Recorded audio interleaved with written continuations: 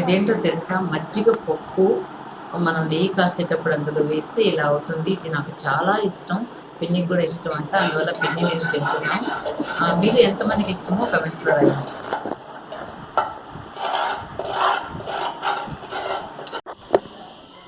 Sweet ఇది కూడా sweet ఇవే వేస్తున్నారమ్మా జంపు మా పక్క వేస్తారు నిర్మల మామూలు కంకుల మొక్కజొన్న వాళ్ళు మొక్కజొన్న పంటే పండిస్తారు. అవును తొక్కిచ్చి అమ్మకాలు అవి కొంచెం పక్కనకి వస్తాయి చూడు నిర్మల.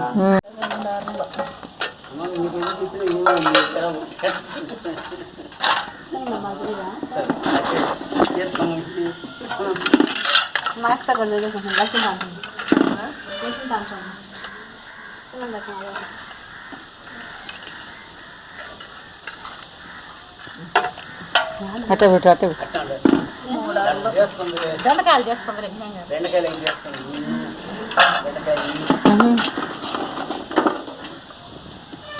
ఏం నరకలా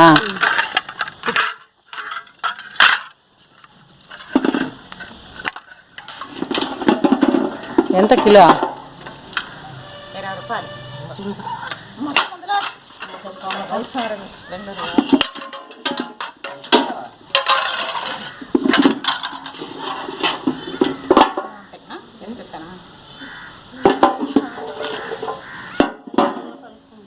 తెల్ల గోంగూర వాళ్ళు తినరంట, వాళ్ళకి ఎర్ర గోంగూర కావాలంట. ఎర్ర గోంగూర మీకున్నట్నే మా కరేపాకు ఎంత తాజాగా ఉందో. మీ సిటీలో అయితే కంటారా? ఇలా ఉంది అదే. ఇంత ఆకు వచ్చామంటే 2 రెమ్మలు వచ్చి 2 రూపాయలు అంటారు. చూడు చెట్టు వేస్తే వాటిలో పెంచి మందు కొట్టకుంటుంది ఆకుని. మంచి వాసన వస్తుంది.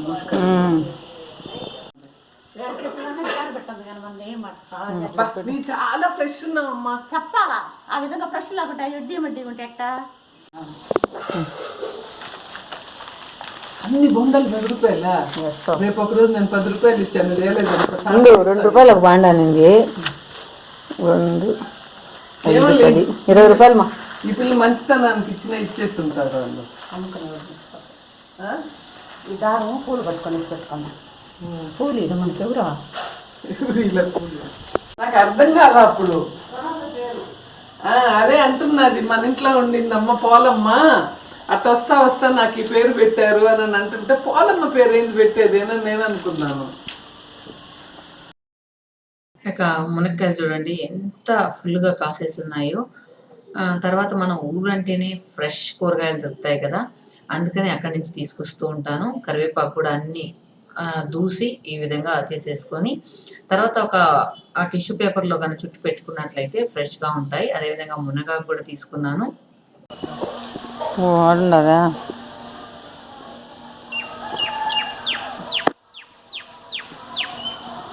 ఫ్రెష్ పళ్ళు ఉంటాం.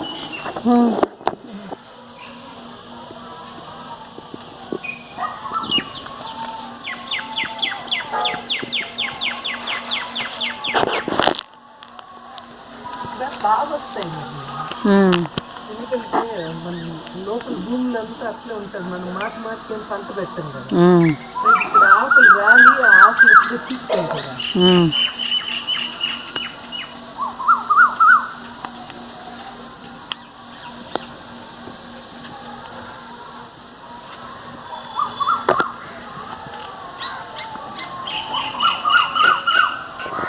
తర్వాత మన ఇంట్లో ఉండే పొనగంటి కూర తీసుకున్నాం.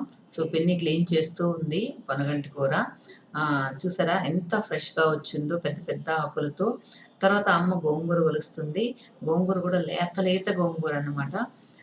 సో ఇవన్నీ కూడా మనకు విలేజ్ స్పెషల్స్ అన్నమాట. ఇక్కడ కూడా మనకు కూరగాయలు దొరుకుతాయి కానీ మన ఊర్లో ఎక్కువ మందులు వేయని కూరగాయలు తీసుకుంటే బాగుంటుంది కదా అని వెళ్ళినప్పుడల్లా వెజిటబుల్స్ మనకు అవైలబుల్లో ఉన్నవన్నీ కూడా నేను తీసుకొచ్చుకుంటూ ఉంటాను.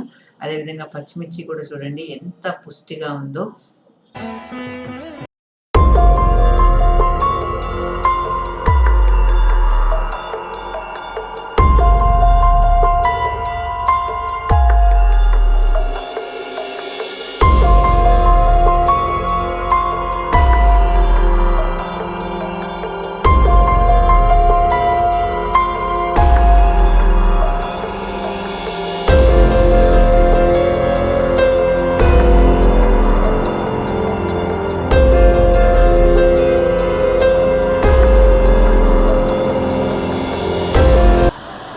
ఉంది.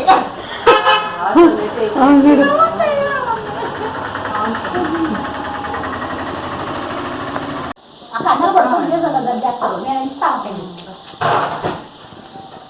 చిన్నగా అన్ని గంతు కట్టుకు పెట్టుకోను. హలో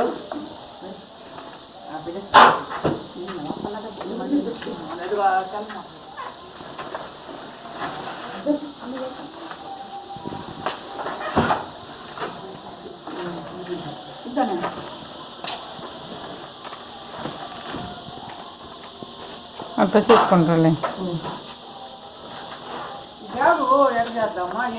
ఇప్పుడు ఎత్తుకోరా.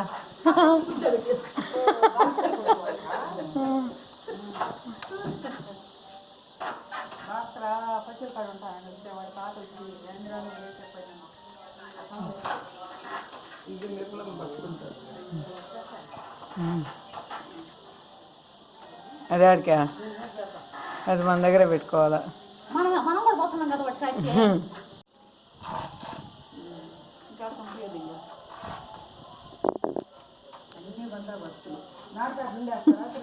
ఒకళ్ళు తీయాలి బాగా.